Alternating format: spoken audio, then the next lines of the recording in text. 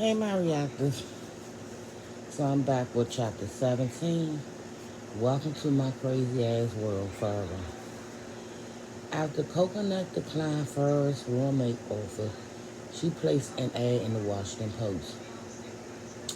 She was looking for a chick she could hang with who was also her roommate, especially since she found out Coconut was spending more time with Shannon.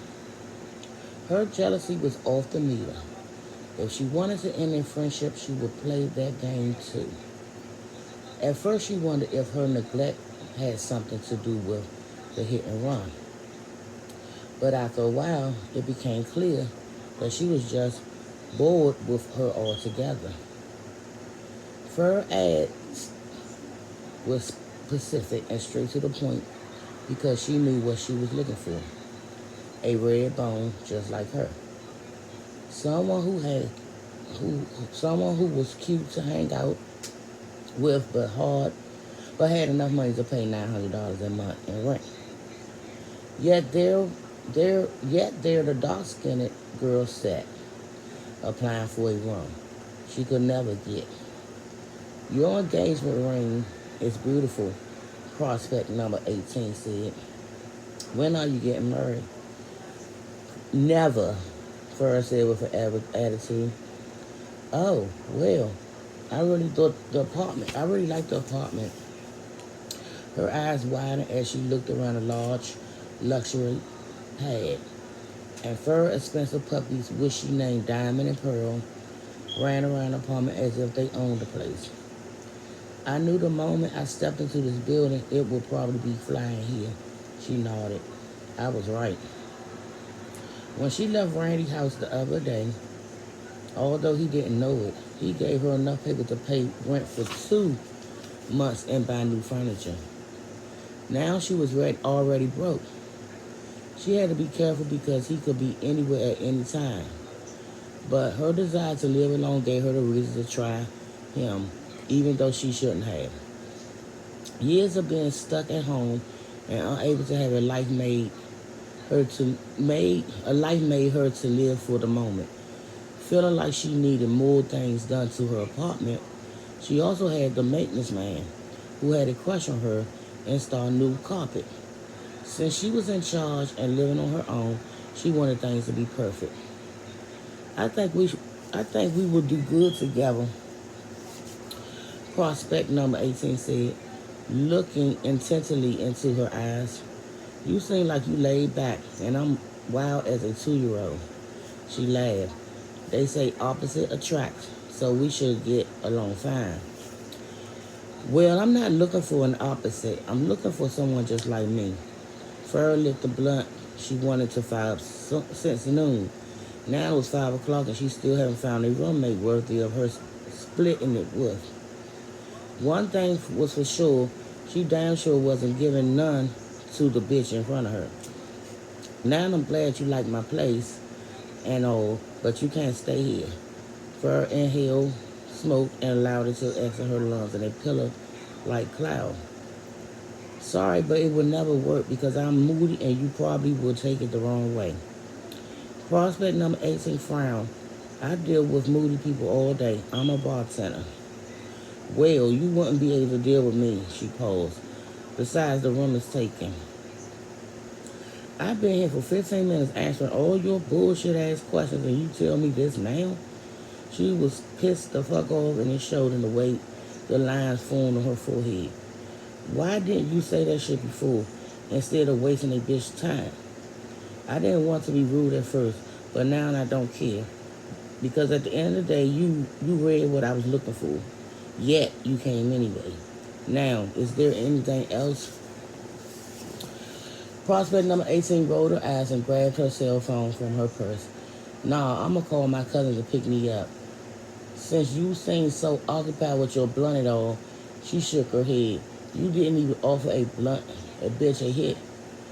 Can you do that out in the hallway? No, I can't. She dialed a number and put the phone to her ear.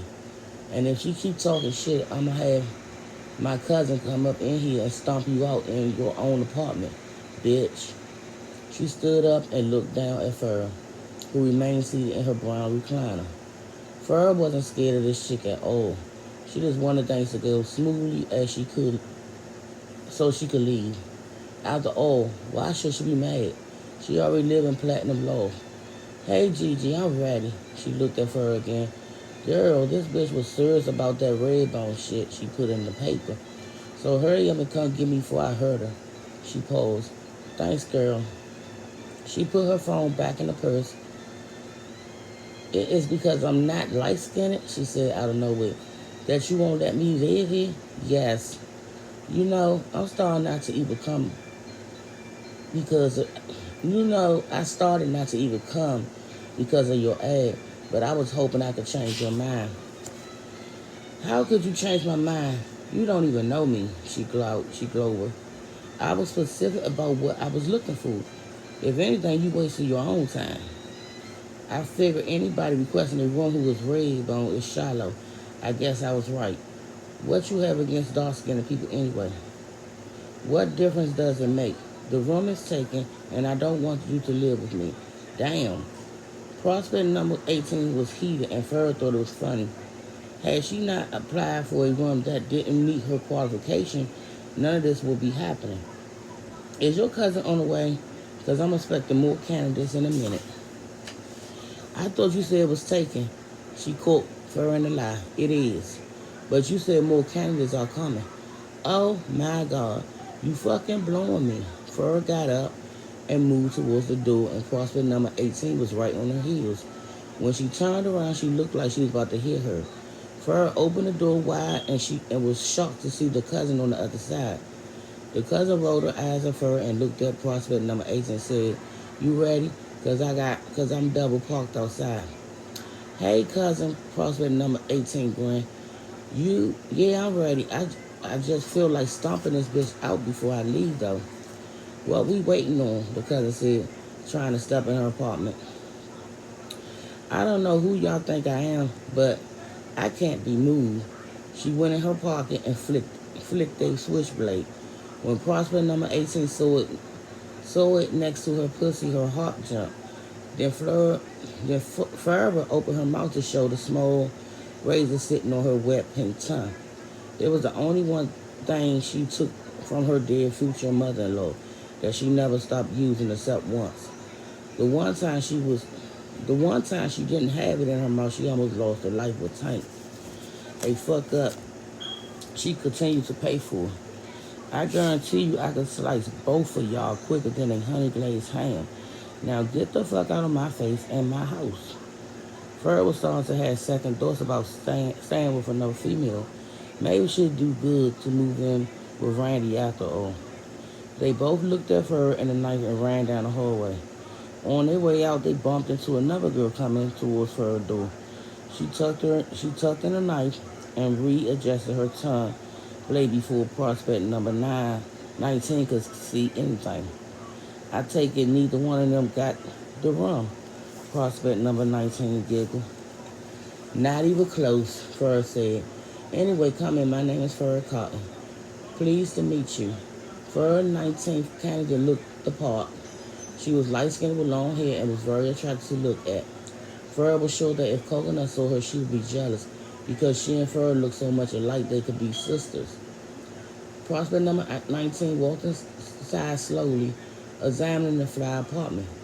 Fur saw a small smile spread over her face as she looked at the high ceilings, large windows, and expensive leather furniture. When she eyed the floor, Fur caught her examining the new plush cream carpet before she took a seat on the sofa. "Wow, I had no idea it would be so nice in here." She looked at the ceilings again, especially since it's still in the hood. Fur laughed, finishing her sentence. "You know they doing a lot to DC now, girl. They renovating so many apartment buildings that in a little while black people won't be able to afford to live anywhere on earth. I know I don't give a fuck though. Half of them don't know how to take care of nice shit anyway." Prospect number 19 frowned. "What do you mean? You think all black people are ghetto?" "No, just most of them." Prospect number 19 decided to keep her comments to herself. "Anyway, you have a really nice place. I feel like I walked into an episode of Cribs. As she adjusted on the leather sofa, it was softly groaned. It softly groaned. Fur giggled at her comment. Thank you. She grabbed the blunt in the ashtray. You smoke? Nah, she shook her head. Not anymore. You sure it's some good shit? My friend Coconut got a line to the best loud DC has to offer. Between me and you, I think she growing that shit in her house. You sure you don't want a hit? She shook her head again. Fur put the blunt out and put the application on the table. She was blowing her already because if this bitch didn't like to get high, she couldn't trust her. So what's your name? Nadia Gibson. She located her application and scanned over it. Okay, Nadia, why do you want to live here? Because it's fly. Because it's fly. For one, she looked around again, and for two, it's close to my job. I noticed you left what you do for a living blank. She scanned the document briefly. Any reason why? I used to work at customer service rep for Verizon, but I left them motherfuckers a long time ago. People like to keep up too much shit in call centers. Oh, I used to work for Verizon too. Well, for 2 days anyway. It was a summer position. Wow, not even here for 5 minutes and already we have shit in common, she paused. Where do you work now? I'm unemployed. Unemployed? Nadia frowned. Well, if I stay here, how you going to help with your part of the rent and bills? My mother helps me out a lot, and there's always a nigga lurking in the background, willing to help a bitch out too, for a crackle. Nadia didn't so much as grin. Anyway, she cleared her throat. I always have my portion, so if I choose to live here with me, that won't be a problem. This bitch got me fucked up. This is my motherfucking apartment, not the other way around.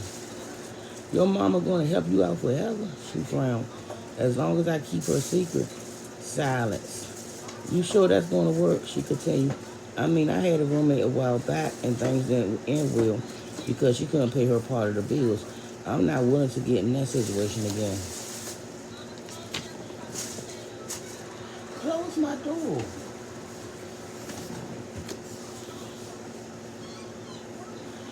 She seemed uncomfortable and suddenly Flora felt like she was interviewing for the room. It has been working so far. Me and my mother have an understanding. Flora put the paper on the table and wiped her sweaty hands on her pants. I mean, is that a problem for you? It's my apartment and you are looking for a place to stay, right? Nadia thought about it for a while and said, no. She shook her head rapidly. It should be fine if you reassure me you won't be late on your rent each month. That's the only way I stay. Bitch, you don't even got the room yet. It's just that I'm looking for stability, especially with having the type of job I do now. The last thing I want to do is pack up everything and have to move again in a few months. What do you do for a living now? I'm a homicide detective for the DC Police Department. I've been there for 5 years. The meeting was officially over. Farrell looked at the blunt on the table, which she offered the officer. A few moments earlier, a few months, a few moments earlier. No wonder she didn't accept. She was a cop. She could never live there, especially at what happened to his own.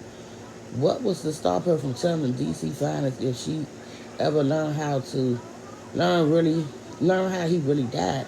It's taken, Farrell blurted. The officer frowned. What's taken? The rum. She leaned in to be sure she heard her correctly. But why didn't you say that before when I first got here? I'm telling you now, you can't live here. There ain't even enough rum. She stood like the last girl and looked down at her. It's the cop thing, huh? Isn't it? And the fact that you smoke weed. Most people I know smoke, so it's not even a problem. Trust me, you can do whatever you want just as long as you don't kill anybody. I need you to get out of my house, Farrah was nervous. Please. You seem fucked up, she smirked. Did I just pull your card or something? Can you please go? Farrah Never looked into the opposite eye. She was starting to feel panically. Although Gran told her to take the medicine once a day by mouth, Fur discovered that she needed it at least 4 times a day. Something about going into the cooler and putting the liquid to her lips put her at immediate ease. Look, I really need this room. If you're worried about me being a cop, like I said, you don't have to. I just need to stay in a place I can afford, that's close to work and safe. This may be the hood, but the building is secure. Plus, I have a gun. I have a lot of student loans, and the rent is right up my alley. I think this can work. It will never work. Trust me. You know it's better to have me on your side than it is to have me off. Every time she opened her mouth, all her heard was cop, cop, cop, cop. She could plead with her until she grew hair on her face. Her family was crazy and deranged, and she couldn't risk Nadia snooping around and finding out who the Cartons truly were. I should have known something was up when you specified that you wanted to live with another Redbone. She looked at the application and for her laps.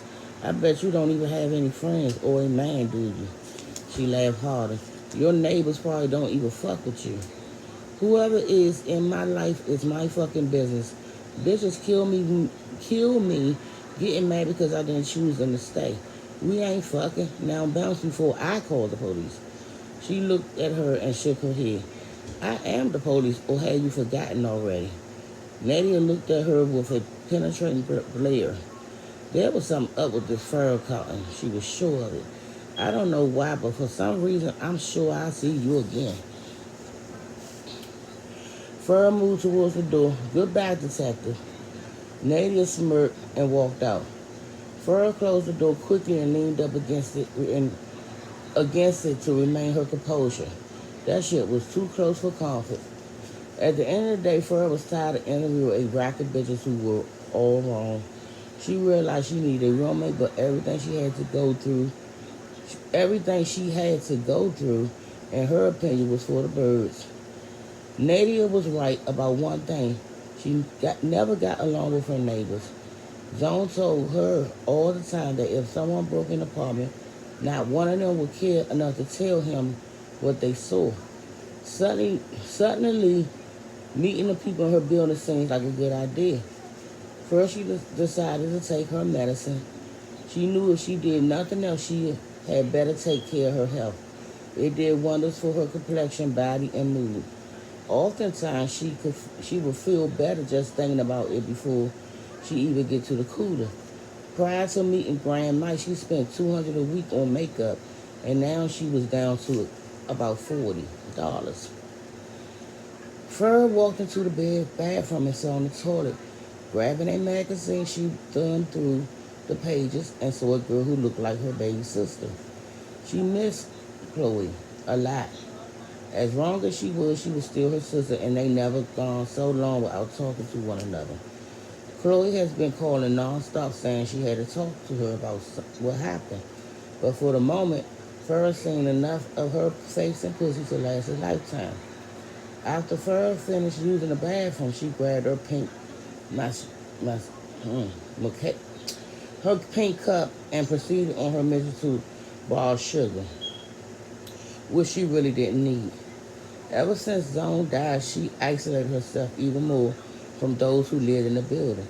She would go so far as to ignore people who spoke to her in passing in the hallway. At first, before she met Gran, Fur was too afraid they'd look at the sores on her face and judge her.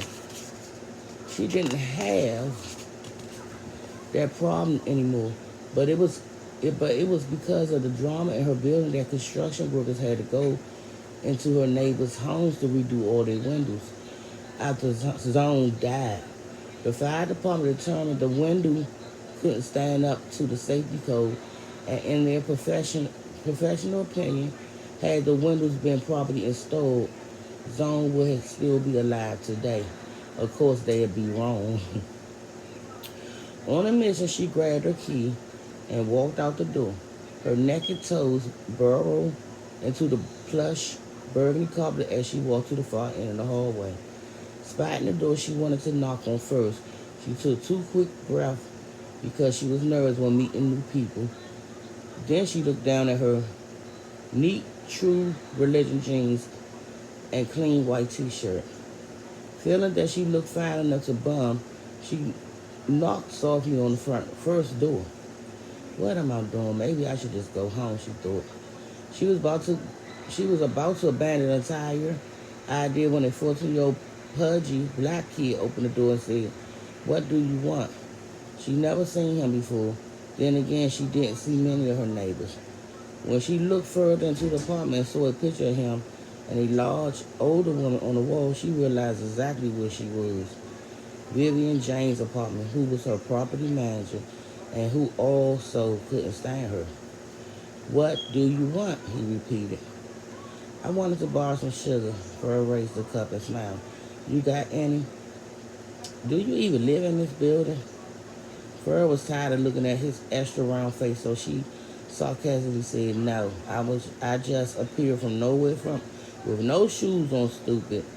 The pudgy kids looked at her feet and slammed the door in her face. Fur didn't move right away because she contemplated knocking on the door again and smacking him down. Instead, she mustered up enough courage to proceed to the next location.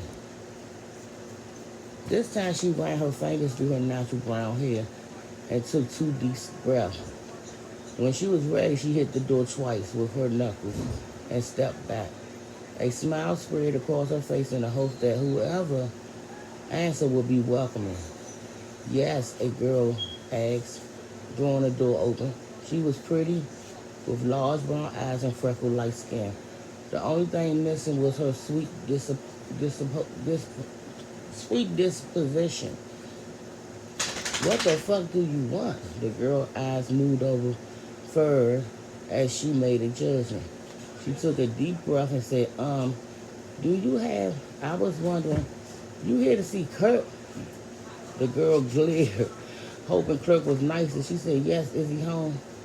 Ed seemed to feel the girl's chest as she balled up her fist and looked sternly at Fur. "I'm tired of you bitches trying to ruin my fucking marriage. When you gonna realize Kirk is married, huh?" she screamed, stepping into the hallway. If she swung, Fur had all the intentions of dropping her at her doorstep. Seconds later, an attractive man with his extra long beard walked out. "Who is this?" he asked her. "You tell me," screaming girl yelled. "I know one thing, I'm sick of them bitches coming over here with this bullshit. Kirk, I thought you said you wanted me to make this work. I thought you said you wanted me." "I do, baby. I don't know this bitch." He pointed at her. "Well, what the fuck is she doing here?" "Don't ask me." He looked at her. "Who the fuck are you anyway?" "I'm your neighbor. I live down the hall." Fur tried to create a smile, but it didn't move upwards. Truth was, she was growing weary of the foolishness already. "I was just trying to see if you had some sugar. But if I cause too much drama, I can roll. It's not that deep."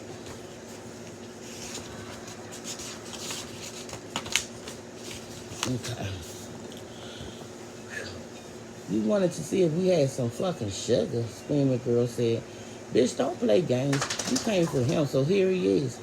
Look, I'm not gonna be too many more of your bitches. You gonna be as many bitches as I call you." "Baby, I don't know who this chick is," he interrupted. "But I swear to God, I'm not fucking around on you this time." "How come I don't believe you?" screaming girl said, resting her hands on her hips. "She came over here asking for you, called you by your name and everything. She lied. Here I am making dinner and sucking your dick in between checking on meals and you still not satisfied? What a bitch gotta do to keep you?" "You told my girl you know me?" Kirk asked. "Like I said, I was just coming to get some sugar. This bitch is doing too much now." The moment Ferrell said that, the pudgy kids entered the hallway. Instead of minding his own fucking business, he straight leaned against the wall and watched the entire scene unfold while chewing popcorn. Ferrell was preparing to walk away when Kirk grabbed her forcibly by the wrist. His long bitch-like nails dug into her skin and she was sure if he didn't let go, he'd break her arm. You ain't going nowhere until you tell my girl you fucking lied on me. If you don't, she's gonna be at my throat all night. And I don't feel like that shit. I don't know him first, says the girl. I live in an apartment 1316. If I knew all this was going to pop off, I never would have came over here. You can keep him because I damn sure don't want him. She flashed the engagement ring. She didn't even respect it. I have a man. Get over here now. Get up here. You told me you don't live here, the pudgy kid interject. When you knocked on my door, maybe you were coming to see him. He shrugged. I don't know. Fat fucking bastard. Why don't he mind his fat ass business? I was just playing with you, Fur yelled. I do live in the building and have been here for years. That's why I don't have no shoes on. What I'm gonna do, get out of my car and walk through the snow and hallways with bare feet? Fur paused. My boyfriend was the one who died a month ago. You getting married already? Yes, she rolled her eyes. Anyway, my ex fell out the window. It was because of that everybody in the building had to get new windows. Screaming girl's expression changed and Fur felt she believed her. If she didn't, she had all the intention of reaching into her mouth, removing her blade and slicing both of them quickly if he let her go. Suddenly, for some reason, all she wanted to do was talk to her grandmother. It was as if she foresee everything that was happening to her come in advance. So you fucking a bitch in our building, screaming girl's frown. Right under my nose? Either she was petty or she was just ready to rumble. Either way, Fur wanted no part of it. Fur was about to walk away when Kirk forcibly grabbed her wrist again. You ain't going no fucking way. You're hurting me, let me go. She dropped to the floor and her pink cup rolled a few inches onto the hallway. Kirk was preparing to hit Fur when a 6'5" man came out of his apartment next door. His presence was huge and filled up the entire hallway. His dark skin was so perfect it almost didn't look real. The man's bald head was clean and with the exception of a scar that ran across the right side of his neck, he was exactly like she imagined. Under the light, the mark glistening like liquid platinum under the sun. Fur never in her entire life wanted a man more than she did him. From first sight, this was the man of her dreams. The one she wrote about since she was a child, she was sure of it. The man looked at Fur and then at the dude who was holding her against her will. He had a younger boy with him, whose skin was also chocolate. Slade, what you doing? The boy asked. We gotta go meet our brothers. Fuck that bitch, man. Give me a second, Audio, Slade said, examining the scene from where he stood. He was trying to figure out if he should get involved.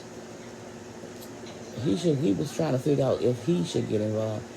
Kirk grabbed Fur tighter and didn't seem to be fazed by the dudes who stepped into the hallway. Bitch, you better tell my girl who the fuck you are before I fuck you up. Now Slade was involved. He walked up to him and said, I don't know what's going on, and I'm not trying to step into your business. Then don't, Kirk interrupted. This between me and her. Slade looked down, and for some reason, his eyes averted towards Kirk's butter-colored Timberlands. There was a large stain on the left boot, and it looked as if it was dry blood. He fought enough niggas and seen enough blood to know the difference. He wondered why this dude would never wear shoes. He wondered why this dude would wear shoes like that. I hear what you're saying, but I know you're not about to hit no female in front of your woman and a kid. Man, I don't know who the fuck you are, but you better mind your fucking business, Kirk rallied. Anyway, this bitch just lied to me, and I'm not letting her go until she tells the truth. Fur eyes focused on Slade. She could smell the scent of his fresh leather black coat. Now she wished she had done more to make herself cute before walking into the hallway. You're not about to hit her in front of me. Slade, we gotta bounce, Audio said. Although he didn't want his brother involved with her, his eyes moved towards her toes, and he wondered what They taste like in his mouth. His fattest feet was heavy. Slade gave him one look with silence, which silenced him immediately. I think you better listen to your little bro, Kirk added. Nigga, fuck you, Audio yelled. You don't know shit about me or my brother. Slade seemed irritated with Kirk, so he slammed his fist into the wall next to their door. It folded under his knuckles as if it were wet paper. Kirk released the hold he had on her and she fell to the floor. The pudgy kids rushed into his apartment for fear that Slade would flatten him next. Oh my God, and he's strong. She's seen zone punch at the wall 1,000 times, never didn't it once. If you want to hit somebody, Slade said, remove his fronts from the hole he just formed with his bare hands. White powder plastic covered his chocolate knuckles. He stepped so close to Kurt. His bitch got scared and rushed into the apartment to save herself, leaving him alone. Then how about you hit me? Slade looked into his eyes and challenged his manhood. I guarantee you I won't be as vulnerable as the chick on the floor. Kirk looked at Slade and then at Fur. He backed up out of Slade's way and said, don't fucking come to my house again with no more bullshit. When the door slammed, Slade reached over to help her up. She was about to take his hand when he quickly moved it as if she spit in his palm. Fur was confused as she plopped back to the floor. He tucked his hand in his pocket and looked at her. I'm sorry, but I gotta go. Fur watched him and Audio walk away before disappearing into the stairway. Was it something I did wrong? Maybe it's this fucking ring. She decided from then on to only wear when Randy was in the room. Standing on her own, she picked up her cup and brushed off the back of her jeans. When she made it to her apartment, there was a beautiful girl standing at her door, and the moment Fur saw her, she knew she was the one. Her hair was the same length as Fur's. The only difference was the girl was black and curly. Her hair was black and curly. Her lashes were long, and she wore a short black leather jacket and tight jeans with a pair of high black boots. She was fly, and she was the 20th candidate of the day. Maybe 20 is my lucky number. Hi, the girl said. Are you okay? I saw what happened over there. That shit was crazy. Fur wondered why she didn't help her out, but she ignored that sign. I'm cool, Fur said. I didn't know we had so many wild ass people in this building. She laughed. You sure? You seem out of it. Fur turned around to see if Slade, for whatever reason, came back. He hadn't. I'm sure. It's just that it's been a long day, she paused. You here to see about the room? Yes, if it's still available. Putting Slade behind her, she said, after everything I've been through today, you could be the worst roommate ever, and I still let you live here. The girl giggled. Well, you won't have no problem with me. I'm all fun and games, minus the drama and the bullshit. That's what's up. So what's your name? Lisa Carmaine. Well, Lisa, welcome to my crazy ass world. And I will be back, y'all, with chapter 18. I know we need money, and we're going to move on that. Hold up. I know we need money, and we're going to move on that when we can. But that ain't the priority now, Slade. So I guess they be talking about Slade, when I come back. And that's chapter 18, y'all. So buy my reactors.